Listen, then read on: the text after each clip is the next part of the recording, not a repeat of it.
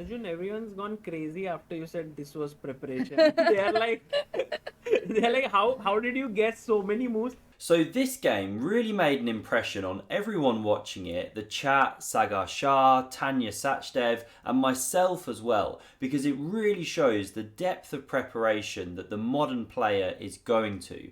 So as we go through this game, all of it is preparation right up to a certain point, which I'll show you. Now this was Arjun playing against Nihal Sarin. It was in the India Rapid from a few months ago. Let's have a look at this incredible game, which features a line that Vishy Anand called one of the most beautiful he's ever seen. So we see e4 on the board from Arjun, e5 in response, knight f3, knight c6, and now the Italian game begins with bishop to c4. Bishop c5 in response, an aggressive way to play, and now c3, sometimes white starts with d3, flexible move orders, knight f6 hits the pawn, and d3 covers. Both players now castle, and already we reach a crossroads for black, because you can go d6, which is the traditional way to play. You support the e-pawn, slowly develop pieces, and then go d5 later in the game.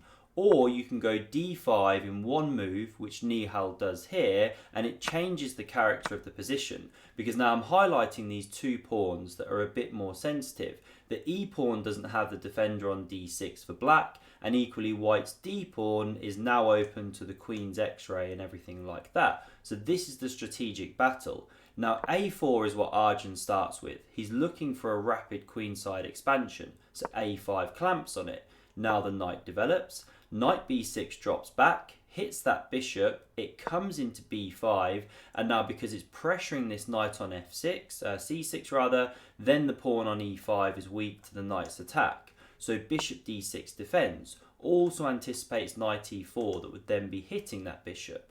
Rook e1 renews the attack, bishop g4 pins the knight, inadvertently defends the pawn, and now if white goes for this one with h3, bishop drops back, and g4 goes a bit gung-ho, well after bishop g6, although you can go through this sequence to win the e-pawn, well now it comes back to the point mentioned that your own d-pawn is sensitive, and black's actually better in this position. You can see white's still got some development issues, this pawn's also sensitive, so this is the kind of cat and mouse struggle between these two pawns. So instead, Arjun goes for knight to e4 here, and now great play by Nihal, best move, you really have to know what you're doing here, knight to a7, a backwards retreating knight move, not obvious if you haven't studied the position, but the idea is you're picking up the bishop and it can't drop back to c4 because this knight covers that square.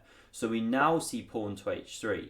Now you don't want to be taking here as black. You help white start to unravel things in a positive way. So the bishop drops and now pawn to d4. All theory, we don't want to get too deep here. But after the knight captures on b5, pawn recaptures, we now see takes on d4, and we see the knight chuck in this intermezzo of chopping that bishop off, queen recaptures, and now the queen takes here. And if the bishop takes, shattering the pawns, well then white can shatter these pawns before recapturing, keeps a small edge. So instead takes here, knight recaptures, and bishop to g6. And the idea behind that move would seem to be nudging back and stopping the knight from hopping to f5. It's now got no forward knight jumps as we can see, and it hits a better diagonal already. So nice prophylaxis from Nihal. Now we see bishop f4, hits that pawn, and white's just got a small edge here. For example, you can't defend with this rook or then you lose the a-pawn. So this rook comes across to cover the pawn. And now white wants to go rook e7, add more pressure, but then you run into knight d5, forking these two pieces. So instead, the bishop nudges back, prepares rook e7, and now nice play from Nihal. He goes on the counter-attack with pawn to a4, allowing rook e7, and this is the best way for black to play, because after this invasion, then he gets knight c4, counter-attacking on this pawn, then looking to run the a-pawn. This has all been on Arjun's home computer, just crazy. We're at move 21. Now we see bishop takes on c7. King f8 hits the rook, which is defending the bishop, so this rook defends.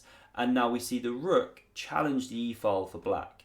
If you take this pawn, it's kind of tactical, but the bishop nudges back to d6, sets up discoveries. Once the king goes, well, then you drop the b pawn. Now, although black can take this c pawn or run the a pawn, I don't want to go super deep on the line, but you can see the eval bar shoot up. Long story short, the b pawn is a lot more dangerous than the a pawn in this position, and the white pieces are a lot more active. There's threats against the king on the back rank as well.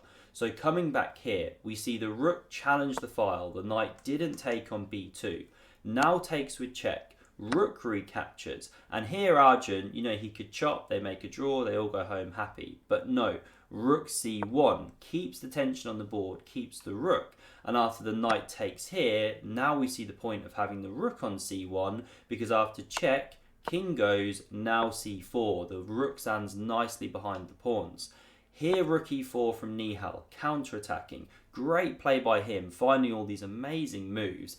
And this is where now the prep really kicks in.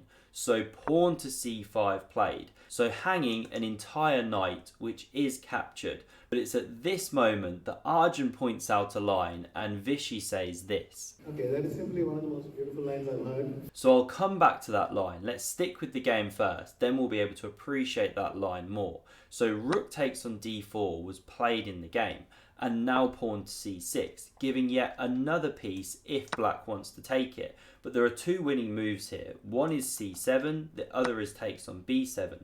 And you just can't get back, because if you come with the rook, then we come with this rook, and okay, you're making a queen, it's unstoppable. So coming back here, after pawn c6, the bishop not captured, we see takes, and now the rook takes back. If you take with the pawn, actually this one is not winning. There are different ways for black to win, but one is very simple. Check, the rooks have to come off, knight recaptures, and after you push the pawn, the bishop comes back around, it's stopping the queening square, you're an entire minor piece up. So taking with the pawn, no good. Rook captures, preparing to run the b pawn like this. And now here Nihal finally plays a move that Arjun hadn't prepped for, but it's not a good one. What Arjun had in his prep was rook d1 check. And after the king goes, you have to go pawn h6 as black to give the king some luft to get out of the back rank checkmate. Then b6, now knight d3 clears the b file for the rook to come behind, and after b7, rook comes, queen, you give up the rook, but then you win the f pawn. And Arjun was talking about the fact that although white will win this a pawn here, you can't really win this endgame because black's got the extra pawn, compensates being down the exchange, should be a draw. But in the game, we didn't see rook d1 check, rook c4 was played. This is a mistake because bishop c5 comes, cuts the attack of the rook, threatens to deliver mate, h6 gives a luft, but now the b pawn starts running. We see check, the king moves, and now there's no better move for black but to take that bishop on c5. Rook recaptures, and then at least you can bring your bishop round to stop this pawn. But after f3 hitting the bishop dropping back, rook c7 harassing, it goes, and b7, well now there's a problem, because after the bishop has to give itself up, we're left in this endgame of rook versus knight, and this should be a technical win. So the knight hops to d3, it's attacked. If it's defended, by the way, well then there's rook a7 coming behind the pawn. And if knight defends like this, well you go rook a4, you hit both of these. Once the knight moves, you pick up the pawn. This is the problem. So instead knight d3, rook d7 harasses some more. It jumps away, rook d2. Now knight c4 back. Rook d4, the knight goes, and long story short, we see this pawn eventually corralled, and now it's only a matter of time and technique, because look at the clock times, 28 seconds to 14 minutes. That is preparation and a half. King g7, the rook harasses the knight, it goes to c5. Now I'm not going to linger too long on these moves. We see the king just come around, the pawns advance, and the problem for black here is you just get tied in knots and it's inevitable.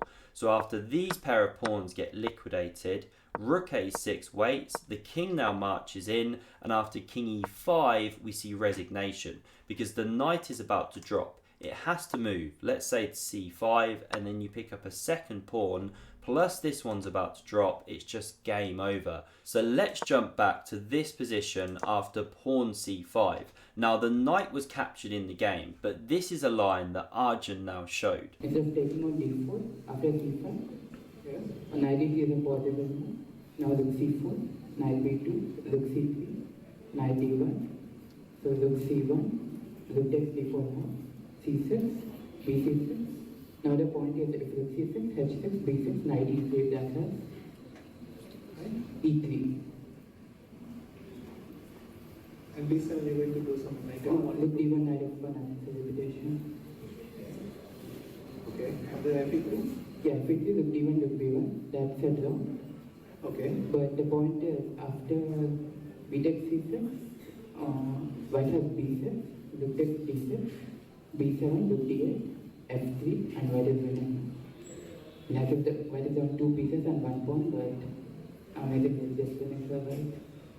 Okay, that is simply one of the most beautiful lines I've heard. And I can't possibly try and add anything more to what Vishy's just said. If you want to see another incredible game played in the Pro Chess League by Magnus Carlsen, then check out the video on screen. Thanks very much for watching and see you soon.